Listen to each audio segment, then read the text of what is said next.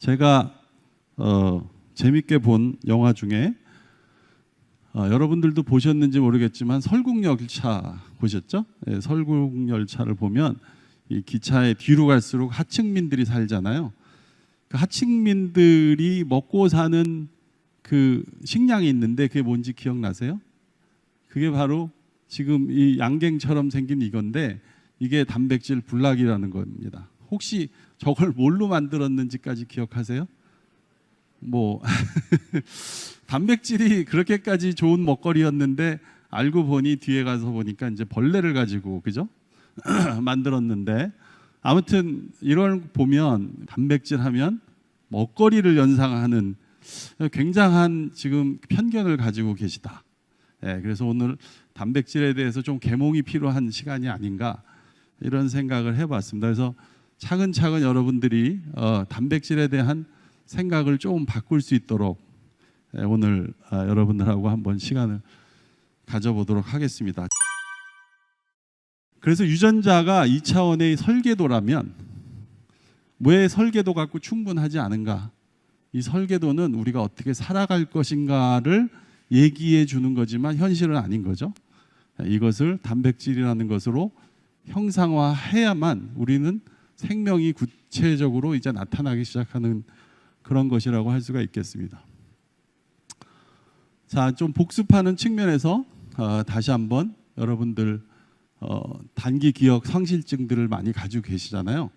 그래서 여기 이제 크로모점이 있고 거기 DNA가 있고 DNA가 이렇게 그 전사 효소를 통해서 이제 메신저 RNA라는 걸 만들어내죠. 예, 지난 시간에 아마 김빈내리 교수가 이제 이 RNA가 어떤 거냐 그에 대해서 많이 강의를 하셨을 텐데 그래서 이제 그 DNA는 바로 단백질이 되지 않고 중간에 그 메시지를 전달해주는 RNA라는 중간 매개체를 거치게 됩니다. 이 메신저 RNA는 이거의 별명은 단백질 공장이라고 합니다. 이 단백질 공장에 들어가서 이 암호를 이제 그 공장 안에서 이렇게 해독이 되는 거죠. 해독이 돼서 단백질을 구성하고 있는 아까 어떤 선생님께서 단백질을 구성하는 것이 아미노산이다라고 얘기를 했죠. 이 아미노산으로 해독이 되고 이건 나중에 우리 강의 뒤에 어떻게 해독이 되는지에 대해서도 또 우리가 나눠볼 텐데 이렇게 아름다운 이제 3차의 구조를 만들게 됩니다.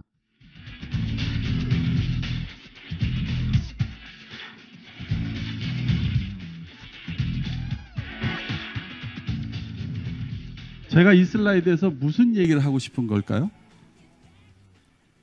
우리는 다 동일한 인간이고요. 그죠? 한 가지 종류인데, 한 가지 종인데, 전 세계에는 한 70억 명 정도가 살고 있다고 하고, 그렇지만 제가 장담할 수 있는 거는 여기 계신 선생님들의 동일한 카피가 세상에 어디도 존재하지 않는다라는 것은 우리가 얘기할 수 있죠.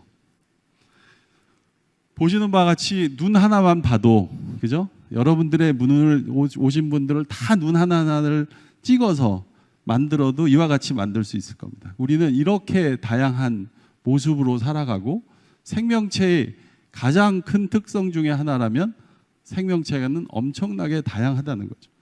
그 다양성이 어디서 기인한 걸까를 생각해 보면 여러분을 구성하고 있는 수많은 우리는 한 100만 개의 단백질로 구성이 되었다고 믿어지고 있습니다.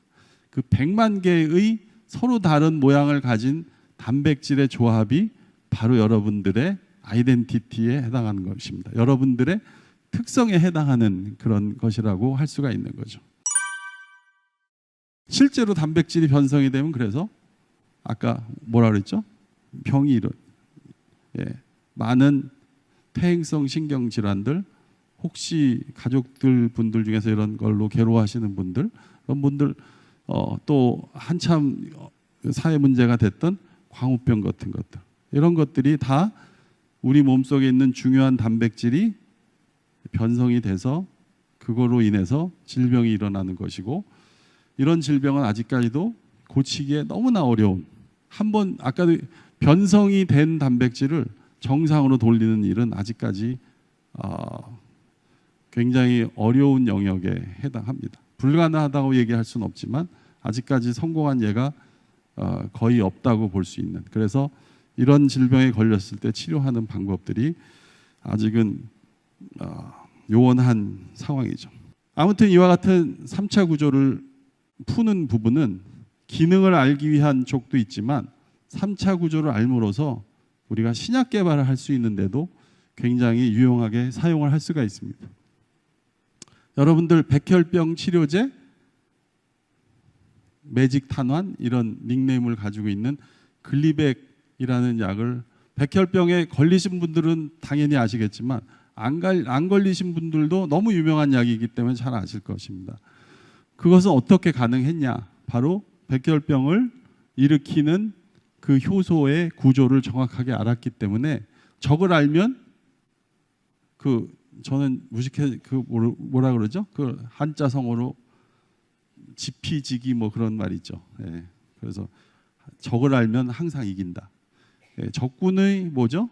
이렇게 바이러스와 같은 경우에 바이러스에서 만들어지는 중요한 단백질들, 이거는 이제 감기 바이러스, 이거는 에이즈 바이러스, 이런 것들도 다 치료제를 만들어낼 수 있었던 이유가 그 병을 일으키는 단백질의 3차 구조를 정확하게 알았기 때문에, 그러면 어디가 핵심인지를 알 수가 있고 거기에 딱 들어맞는 약을 우리가 디자인할 수가 있기 때문에 아주 정확한 약을 만들 수가 있어요. 단백질은 그 자체로도 당연히 치료제가 되죠. 뭐 인슐린은 아주 대표적인 거고요. 예, 또 우리가 키를 좀 더 키워야 되겠다. 그러면 성장 호르몬 같은 거를 맞기도 합니다. 이런 많은 단백질들이, 또 항체들도 치료제고요. 그래서 점점 더 여러분을 치료하는 질병의 치료제들이 이전에는 적은 화합물을 가지고 약을 많이 만들었었는데 지금은 점점 더 단백질을 가지고 약을 많이 만듭니다.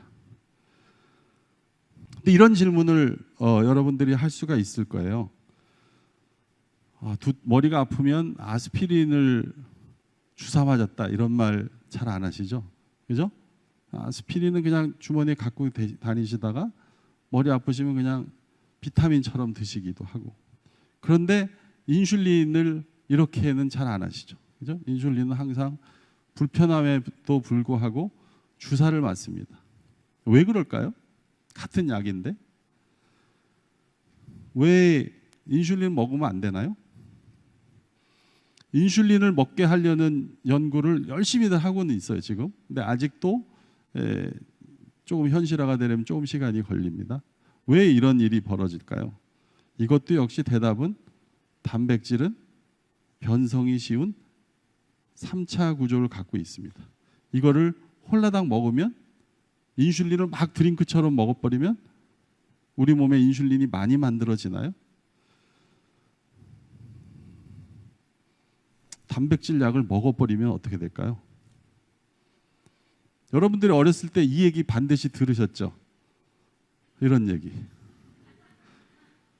이제 와서 저도 어른이 돼서 보니까 속았다라는 생각을 많이 해요. 그때도 눈 좋아지려고 생선 눈을 막 먹었는데, 그때는 엽기적인지 모르고 막 먹었어요, 어렸을 때는. 지금은 먹으려면 눈이 이렇게 커 보여요, 생선 눈이. 그래서 잘 못 먹는데, 아무튼 어른들은 왜 생선 눈을 우리한테 이렇게 먹이려고 그러셨는지 모르지만 눈을 먹으면 눈이 좋아진다. 저도 이제 이거를 저희 어머니한테 거꾸로 복수를 합니다.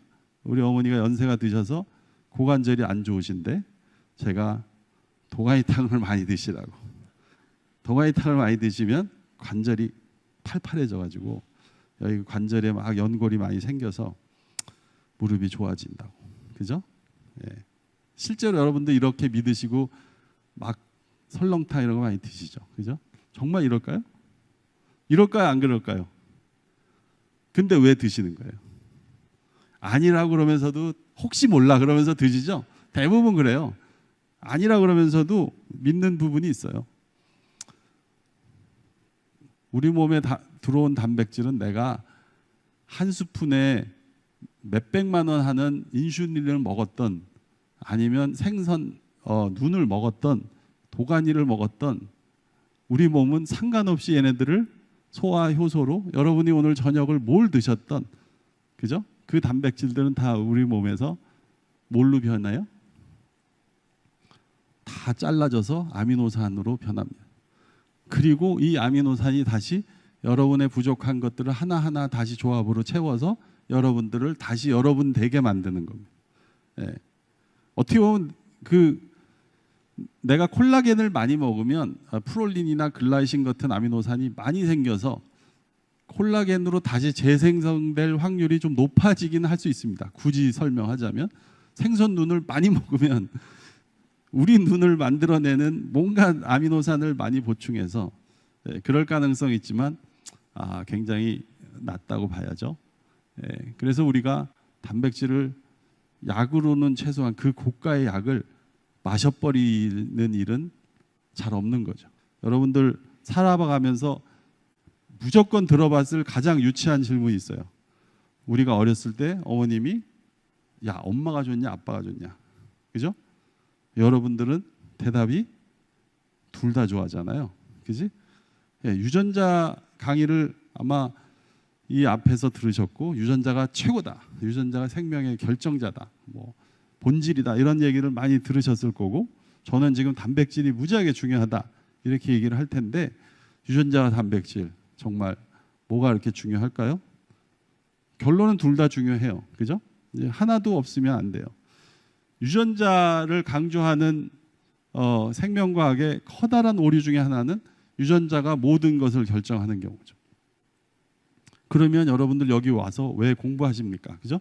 내 유전자가 이미 나 운명을 다 결정했는데 그냥 맨날 누워 있으면 내가 알아서 대통령 될 거고 내가 알아서 아인슈타인 될 건데 왜 공부하냐고요. 그죠? 네. 여기 유전자가 아무리 똑같아도 달라지는 모습을 보여주고 있는 사례가 있어요. 그죠? 네. 둘 다 유전자가 100% 동일한데 아무리 봐도 둘이 굉장히 다르게 생겼습니다. 작년 기사이고요. 역시 일란성 쌍둥이의 두 자매인데요. 한 분은 열심히 담배를 피셨고 한 분은 열심히 담배를 안 피셨어요. 네. 모습이 많이 달라지셨죠. 23년 후에. 네. 한 분은 노화가 좀 많이 일어났죠. 여러분 담배를 끊으셔야 되죠. 이렇게 생각하면 될 것 같아요. 베토벤의 운명 그 악보는 동일합니다. 그죠? 그렇지만 누가 연주하느냐에 따라서 굉장히 다른 느낌으로 이 곡들이 여러분들한테 전달이 됩니다. 즉 유전자는 설계도이고 악보이고 단백질은 그것을 형상화하는 현실이에요. 그것을 읽고 어떻게 표현하느냐에 따라서 같은 유전자도 다른 모습으로 나타날 수 있어요. 안 믿어지시면 뭐 이렇게 생각하셔도 되죠.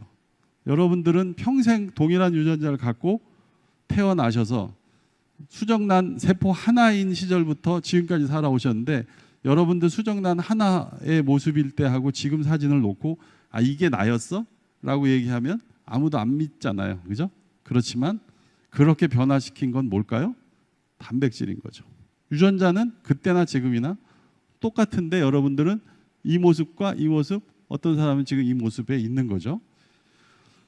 더 극단적인 표현은 곤충에서 볼 수 있죠. 그죠? 곤충에서 멋진 나비와 이 여러분들이 좀 별로 안 이뻐하는 벌레와 그다음에 뭐 알 이런 변태의 과정을 거치면 겉으로 보면 하나도 동일한 점을 찾을 수 없지만 모두 다 유전자는 동일한 거죠.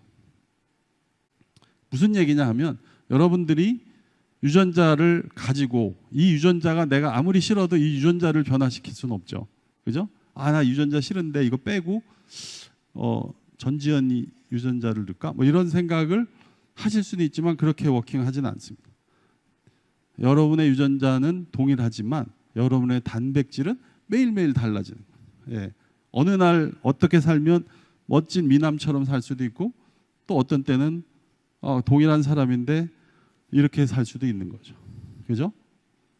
이게 생명의 아주 절묘한 부분이죠.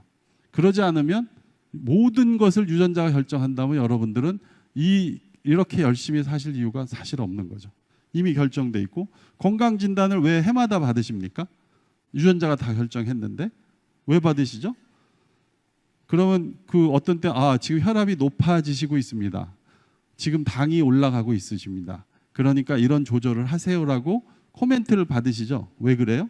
같은 유전자지만 그 발현을 여러분의 노력이 바꿔낼 수가 있기 때문에 그런 거죠. 저는 이런 말로 그래서 끝내고 싶어요. 여러분들.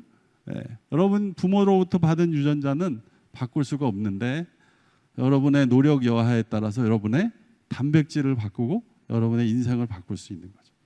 그래서 여러분들 이렇게 또 바쁘신 시간에 와서 강의도 들어주시고 그런 거라고 믿습니다. 오늘 경청해 주셔서 감사하고 여기서 끝내도록 하겠습니다. 네, 감사합니다.